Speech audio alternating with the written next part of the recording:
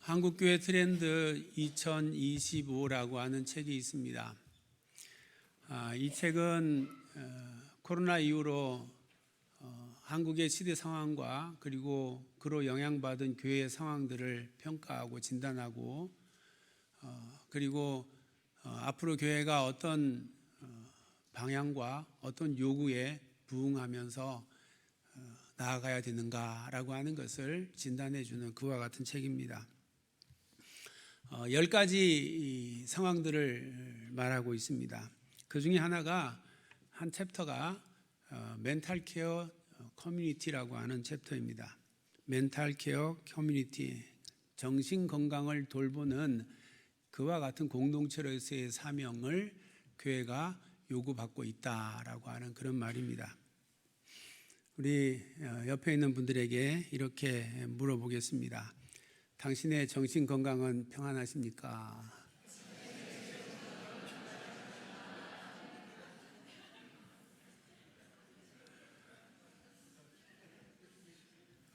우리 이렇게 축복하겠습니다. 주님 안에서 언제나 평안하시기를 축복합니다.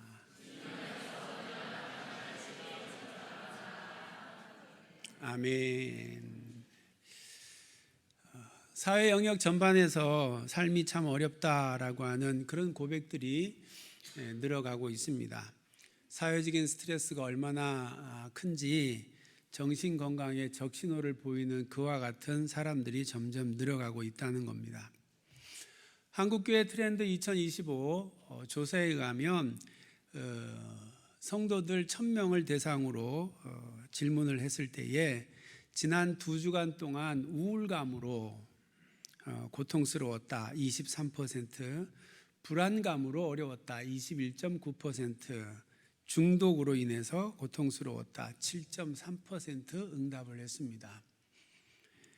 심지어는 자살을 생각하기도 했다라고 하는 사람이 11%나 있습니다. 자신의 정신 건강에 문제가 있다고 느낀다라고 하는 사람이 25%에 달한다는 겁니다. 응답한 사람 중에 4명 중에 한 사람이 나 정신 건강에 좀 문제가 있는 것 같아, 그렇게 대답했다는 겁니다. 설문에는 이렇게 응답을 했지만 정작 자신이 정신질환을 가지고 있다고 그렇게 응답한 사람은 1000명 중에 46명 4.6%에 해당이 됩니다. 그러니까 4명 중에 1명 25%가 나한테 정신건강에 좀 문제가 있어, 내가 지금 힘들어, 스트레스 받고 있어, 그렇게 대답을 하지만 그렇다고 내가 정신질환자로 치료를 받아야 할 만큼 그렇게 심각하다고는 생각하지 않는다라고 하는 겁니다.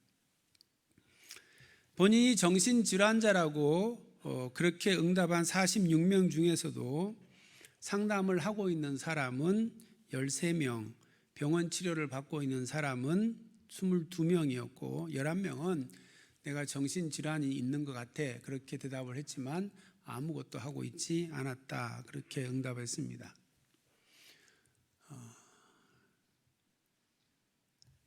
본인이 문제가 있다고 의식은 되는데 어떻게 해야 되는지 잘 알지 못하는 그런 상황 가운데 사람들이 놓여 있다는 이야기입니다. 46명에게 자신이 이러한 정신질환을 가지고 있는 것을 출석하고 있는 교회에 알리고 도움을 받고 있는가, 그렇게 물었는데 교회가 알고 있다라고 응답한 사람은 24.3%, 가까운 사람만 안다 43.3%, 아무도 모른다 32.4%로 응답을 했습니다. 그러니까 많은 사람들이 교회에 알리고 그리고 교회의 도움을 받지 못하고 있다라고 하는 겁니다. 알리지 않고 도움을 받지 않는 사람이 75.7%에 이른다는 겁니다. 다시 46명에게 물었습니다. 출석 교회의 목회자가 당신의 정신질환을 앓고 있다는 사실을 알고 있습니까? 그때 안다라고 대답한 사람이 47.1%, 모른다고 한 사람이 52.9%로 응답을 했습니다. 교회에 알렸다라고 하는 사람이 24.3%인 것에 비해서 보면 목회자에게 알리고 도움을 받는 사람이 거의 2배에 가까운 47.1%이긴 하지만 반수 이상이 교회에도 목회자에게도 말하지 못하고 혼자 그냥 앓고 있다라고 하는 그런 응답인 것입니다. 반면에 다른 항목에서 설문을 하면서 정신 건강이 좋은 사람이 좋은 신앙을 가진다라고 하는 것에 대하여 교인은 69.8%, 목회자는 66.6%가 그렇다라고 동의를 했습니다. 이 말은 자신의 정신 건강에 자신의 신앙생활이 밀접하게 연결되어 있다라고 사람들이 생각한다라고 하는 말입니다. 바꾸어 말하면 정신 건강에 심각한 공격을 받고 있는 이 시대에서 좋은 신앙생활을 한다는 것은 정신 건강을 지키는 좋은 비결이 될 수 있다라고 사람들은 생각한다라고 하는 말입니다. 이러한 조사에 따르면 정신 건강에 어려움을 겪고 있는 성도들이 좀 더 적극적으로 교회와 목회자에게 도움을 구하고 그리고 좋은 신앙으로 훈련을 받고 믿음이 성장함으로 정신 건강을 지키는데 더 힘써야 한다라고 하는 것을 우리가 알게 되는 것입니다. 사실 정신 건강의 전문가들은 정신 건강의 치유에 대하여 초기 대응이 무엇보다 중요하다라고 그렇게 말합니다. 즉 정신 건강에 상담과 치료의 골든타임이 있다라고 하는 말입니다. 초기에 어려움을 느끼기 시작했을 때 그걸 대수롭지 않게 생각하고 그냥 내버려 두는 것보다 상담을 받고 그리고 적절한 치료를 받는 것이 그것이 더 심각한 정신질환으로 발전하는 것을 막을 수 있다는 겁니다.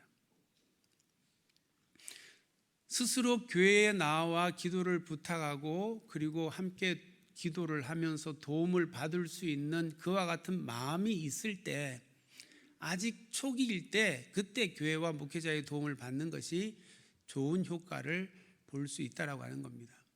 이제 마음이 굳어져서 그래서 신앙에 낙심이 되어 교회 나가봐도 소용이 없다는 마음을 가지고 그리고 낙심되어 좌절하면 점점 더 심각한 정신질환으로 빠질 수밖에 없다라고 하는 말입니다. 이 시대에 많은 사람들이 소망을 바라보지 못하고 살아가고 있습니다. 어디에 소망을 두어야 될지 마땅히 소망을 둘 곳을 알지 못하고 낙심하여 살아가거나 아니면 무가치한 것에 소망을 두고 그것을 붙들고 살아가면서 고통스러운 삶을 살아가는 것입니다. 이러한 때에 오늘 성경 말씀은 우리에게 이렇게 선포합니다. 소망의 하나님이 모든 기쁨과 평강을 믿음 안에서 너희에게 충만하게 하사 성령의 능력으로 소망이 넘치게 하시기를 원하노라. 어떻게 하면 우리 인생에 기쁨과 평안이 충만하고 소망이 넘치는 삶을 살아갈 수 있습니까? 먼저 소망의 하나님이 모든 기쁨과 평강을 믿음 안에서 너희에게 충만하게 한다 말씀합니다. 믿음 안에 있을 때에 소망의 하나님이 기쁨과 평안이 우리에게 충만하게 하신다라고 하는 말씀입니다. 여기서 믿음 안에 있다는 것이 무엇을 의미하는 걸까요? 오늘 본문 13절은 바울이 로마 교회에 편지하면서 로마 교회 안에 들어와 있는 이방인들의 구원을 위해서 먼저 하나님을 영접한 유대인들에게 이방인들을 마음으로 받아들여라 라고 하는 권면을 하는 가운데 하신 말씀입니다. 그러면서 유대인들이 이방인들을 받아들여야 하는 이유로 예수 그리스도를 말씀하고 있습니다. 7절과 8절에 바울은 이렇게 말합니다. 그러므로 그리스도께서 우리를 받아 하나님께 영광을 돌리심과 같이 너희도 서로 받으라. 내가 말하노니 그리스도께서 하나님의 진실하심을 위하여 할례의 추종자가 되셨으니 이는 조상들에게 주신 약속들을 견고하게 하시고 이방인들도 그 긍휼하심으로 말미암아 하나님께 영광을 돌리게 하려 하심이라. 무슨 말입니까? 예수님께서 유대인들의 구원을 위하여 그들의 할례자들의 추종자로 이 땅에 오셨다는 겁니다. 할례자의 추종자라는 말은 할례자를 구원 얻게 하기 위한 종으로 오셨다는 이야기입니다. 그렇게 오셔서 그들을 구원하시기 위해 십자가에 달려 죽으심으로 구원하시고 그것이 곧 하나님의 영광이 되게 되었다라고 하는 겁니다. 그러므로 이제 이방인들도 너희가 받은 그 긍휼하심을 그들도 얻고 그들도 구원하심을 얻어 하나님께 영광이 되도록 해야 한다. 그렇게 지금 권하고 있는 것입니다. 너희가 그리스도의 긍휼을 입었던 것처럼 이방인들도 그리스도의 긍휼을 얻고 구원 얻는 자가 되도록 너희가 마음으로 그들을 교회 안에 받아들여라 라고 하는 말씀입니다. 모든 기쁨과 평강이 우리에게 충만하기 위해서 우리는 바로 이 예수 그리스도의 믿음의 본을 본받아야 하는 것입니다. 이것이 믿음 안에 거하는 것입니다. 우리의 구원자이신 예수님께서 우리의 종으로 오셔서 우리를 구원하시기 위해 십자가에 못 박혀 죽으셨습니다. 이를 이루시기 위해서 우리 가운데 오신 사건, 그것이 바로 성탄입니다. 우리의 종으로 오셔서 우리의 모든 죄를 담당하시고 죽으신 사건이 바로 십자가의 사건입니다. 그래서 성탄은 우리를 사랑하시는 하나님이 육신을 입고 이 땅에 오셔서 우리에게 내가 너를 사랑한다 라고 하는 것을 보여주신 사건입니다. 그러한 한량없는 사랑으로 우리를 구원하신 사건입니다. 십자가의 형틀이 얼마나 무시무시한 형틀입니까? 사람이 죽을 때까지 그냥 그곳에 매달아 놓는 겁니다. 그러니까 고통 가운데 죽어가는 형틀이 십자가의 형틀입니다. 그런데 우리는 십자가를 너무나 사랑스러운 눈으로 바라봅니다. 어떻게 그게 가능한 것입니까? 그곳에 예수님께서 달리시고 그러므로 말미암아 내가 너를 사랑해 말씀해 주신 곳이기 때문에 그렇습니다. 그러니까 십자가를 바라보면 아, 주님이 날 사랑하시지, 주님이 날 사랑해 라고 하는 것을 우리가 알게 되는 것입니다. 이렇게 주님께서 우리를 한량없는 사랑으로 사랑하신다라고 하는 것을 확증하고 그것을 굳게 믿고 살아갈 때에 그 믿음 안에서 모든 기쁨과 평강이 충만하게 된다라고 하는 말씀입니다.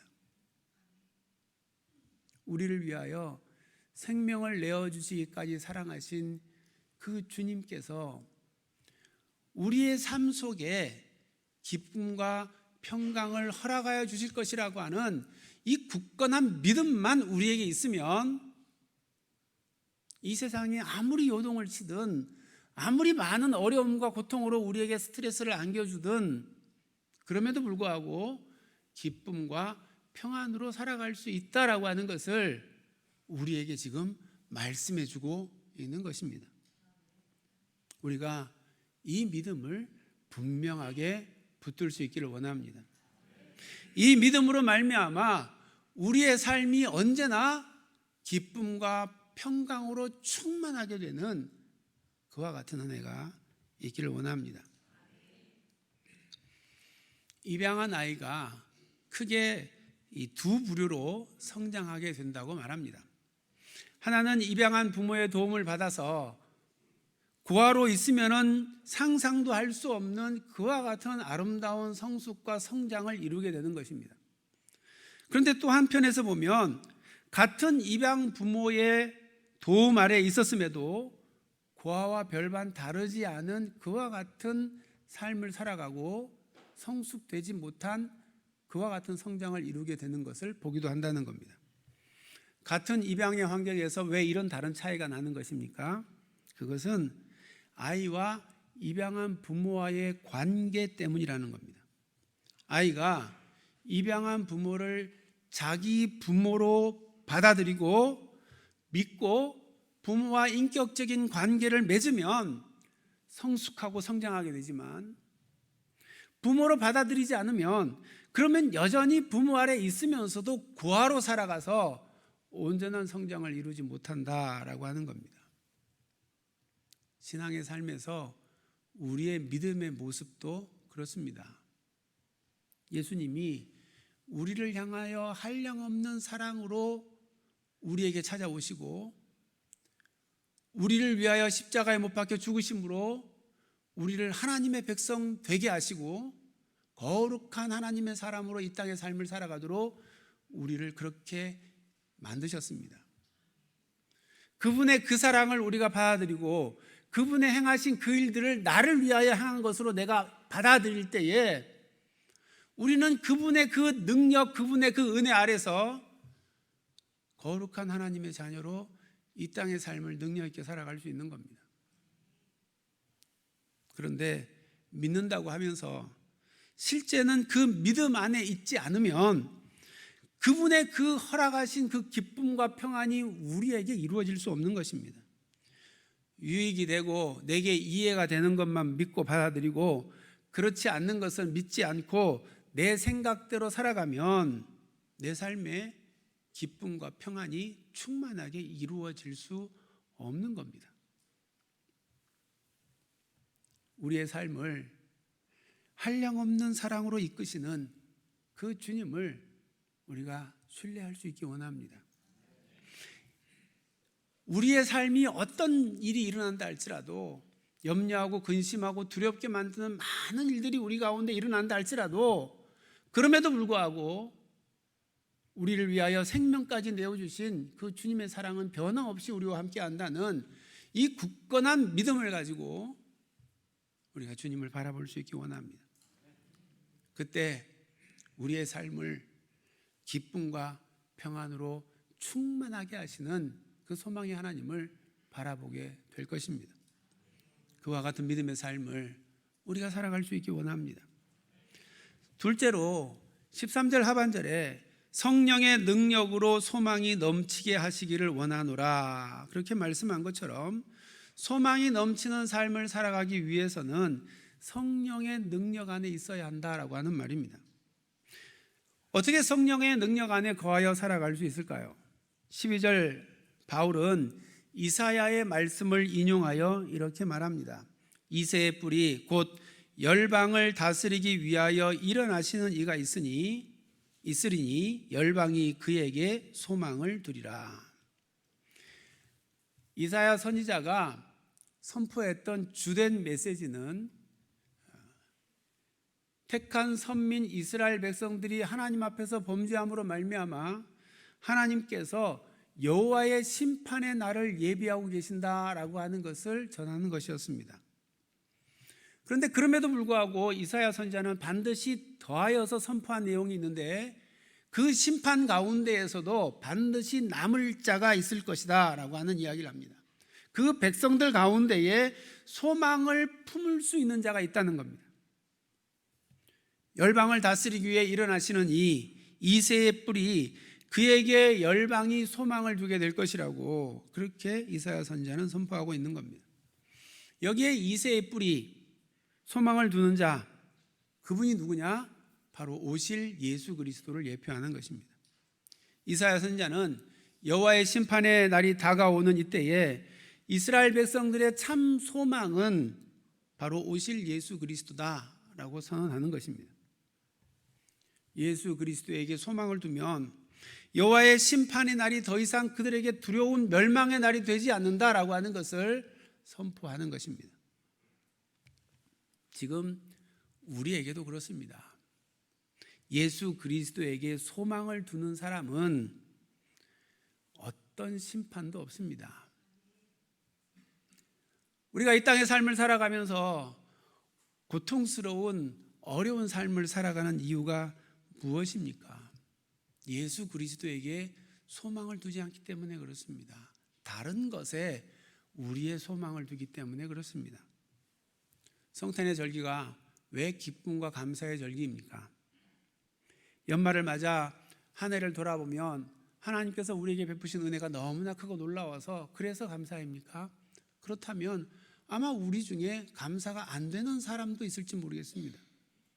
그러기에는 너무나 고되고 힘든 한 해를 보낸 사람도 있을 수 있습니다.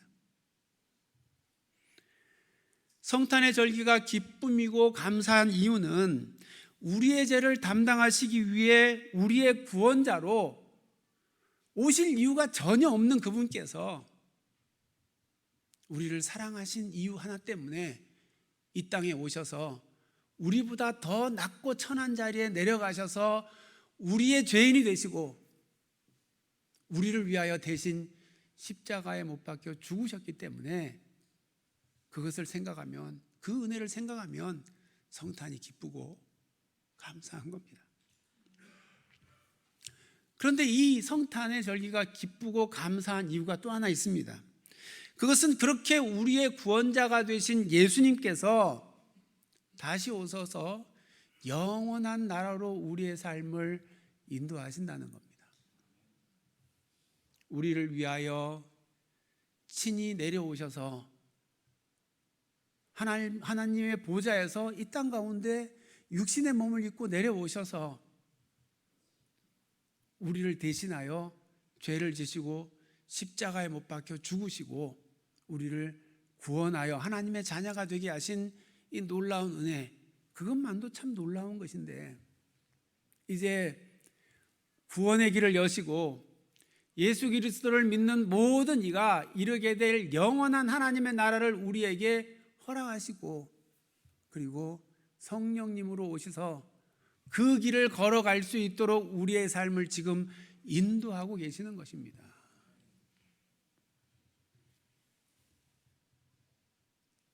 이 사실을 우리가 믿는다면 무엇이 두렵습니까? 영원한 하나님의 나라를 우리에게 이미 허락하신 하나님께서 우리가 이 땅의 삶을 잠깐 살아가도록 두십니다. 왜 이 땅의 삶을 살도록 내버려 두실까요?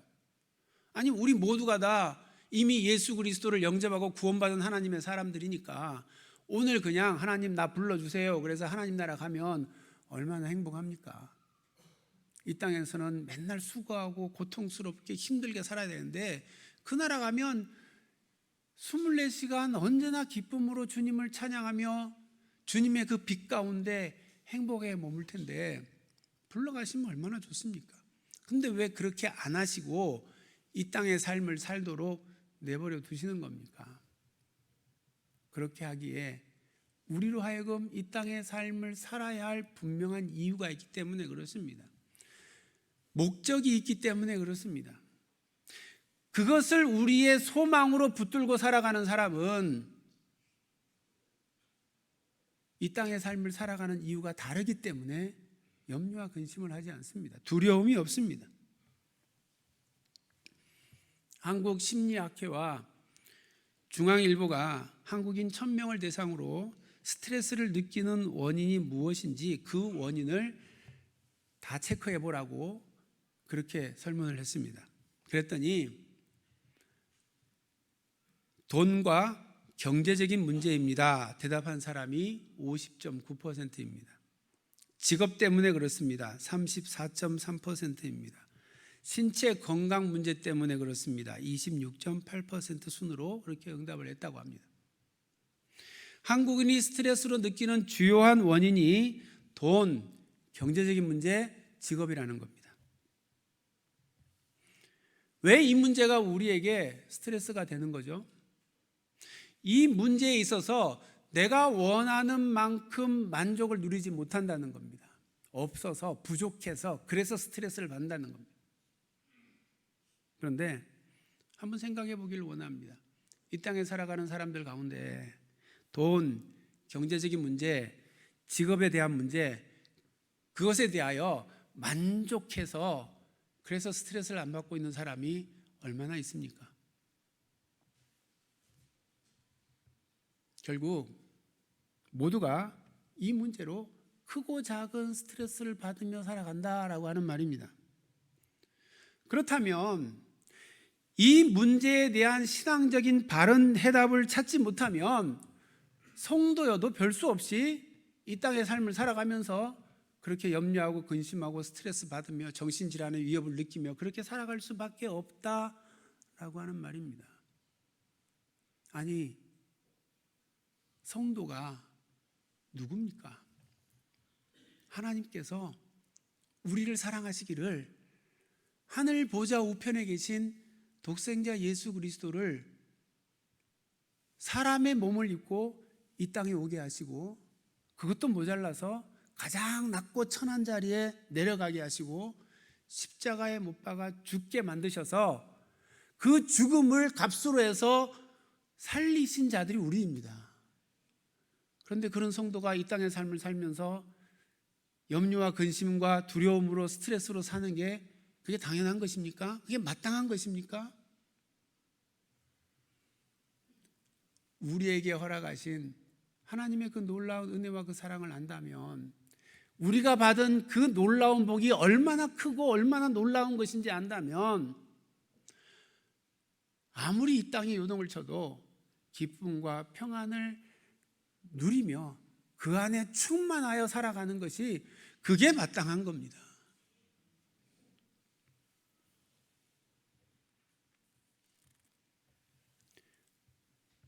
이 믿음을 받아들이면 우리의 삶에 더 이상 스트레스는 없습니다. 성령님께서 세상의 모든 문제를 넉넉히 이기기까지 우리를 그렇게 이끌어 가십니다. 예수 그리스도를 믿음으로 두려움 없이 허락하신 영원한 나라를 소망하게 되고, 그것이 세상 어떤 것을 소망하는 것보다 더 큰 간절한 강력한 우리의 소망이기 때문에 하나님께서 우리에게 허락하시는 그 기쁨과 평안을 우리가 누리며 살아가게 되는 겁니다. 지금은 금을 재련하는 방법들이 있어서 그렇게 하지 않지만, 고대에는 금을 재련해서 순금을 얻기 위해서 하는 방법이 이 불에 넣어가지고 녹이는 겁니다. 불에 넣어서 태우면 금 안에 들어있는 불순물들이 다 산화되고 타고 없어지고 순금만 남게 되는 겁니다. 그런데 이 금 재련하는 사람들이 이제 얼마큼 순금이 되었나 그 순도를 측정하는 방법이 없습니다. 지금은 있지만 그때는 없습니다. 그래서 그들이 그것이 얼마나 순도가 높은가라고 하는 것을 판별하는 방법으로 어떻게 사용했느냐, 금을 녹여서 그 금을 이렇게 얼굴을 비춰보는 겁니다. 그래서 내 얼굴이 선명하게 비치면 그러면 순도가 높다, 그렇게 판단을 했습니다. 그런데 흐리게 보이거나 잘 안 보이면 아직도 불순물이 거기에 많이 들어있구나, 그렇게 판단을 했다는 겁니다. 하나님의 영광로인 이 땅의 우리의 삶에 우리가 있습니다. 그런데 그 삶 속에서 우리가 계속 보이면 우리는 염려와 근심 가운데, 스트레스 가운데, 우울증 가운데, 공황장애 가운데 살아갈 수밖에 없습니다. 우리를 비추어 보았는데 우리가 보이지 않고 거기에 하나님이 보이면, 그러면 더 이상 우리가 염려하고 근심할 이유가 없습니다. 우리의 삶 속에 하나님이 계신데 무슨 염려가 되겠습니까? 내 삶을 돌아봤는데 끊임없이 나만 보이고 나를 둘러싸고 있는 환경만 보이고는 염려와 근심에서 벗어날 수 있는 방법이 없습니다. 우리의 눈이 열려져서 우리의 삶에 함께 하시는 주님이 보일 때, 그때 비로소 우리는 능히 우리의 삶의 모든 삶 속에서 기쁨과 평안, 소망을 가지며 살아가게 되는 겁니다. 우리 소망의 하나님께서 모든 기쁨과 평강을 우리가 믿음 안에 있을 때 충만하게 하시고, 그리고 성령의 능력 안에서 우리로 하여금 소망을 가지고 살아갈 수 있도록 그렇게 우리를 이끌어 가시는 것입니다. 성탄을 기다리는 대림절 첫째 주일입니다. 대림절, 기다릴 대 임할 임입니다. 무엇이, 누가 우리에게 임하기를 기다리는 절기입니까? 이미 우리에게 오셔서 우리의 구원이 되신 그분을 우리 가운데 충만하게 모셔드리기를 원하는 겁니다. 그때에 기쁨이 우리 가운데, 평강이 우리 가운데 충만하게 되고 우리 가운데 이미 오신 그분께서 우리의 삶을 인도하사 우리로 하여금 이 땅의 삶을 소망 중에 살아가도록 우리의 삶을 이끌어 가시는 것입니다. 그 주님의 임재가 우리 가운데 임하는 이 대림절이 될 수 있기를 주님의 이름으로 축원합니다. 이제 주신 말씀을 생각하며 우리 함께 찬양하기 원합니다. 이 찬양은 내가 초라한 것이, 연약한 것이, 모자란 것이, 부족한 것이, 그것이 오히려 은혜라고 그렇게 고백을 합니다. 왜냐하면 그때 더욱 주님만이 나에게 분명하게 바라보아지게 될 것이기 때문입니다 라는 겁니다. 모든 삶에서 주님만이 우리에게 보여지고 주님만이 우리의 삶에서 드러날 때에 내 삶은 하나님으로 가득해지는 것이고, 그때 우리는 세상 어떤 상황 가운데에서도 승리의 노래를 부르며 담대하게 믿음의 삶을 살아갈 수가 있습니다. 우리 모두가 그와 같은 믿음의 삶을 살아가기를 간절히 소망하면서 우리 함께 찬양하도록 하겠습니다.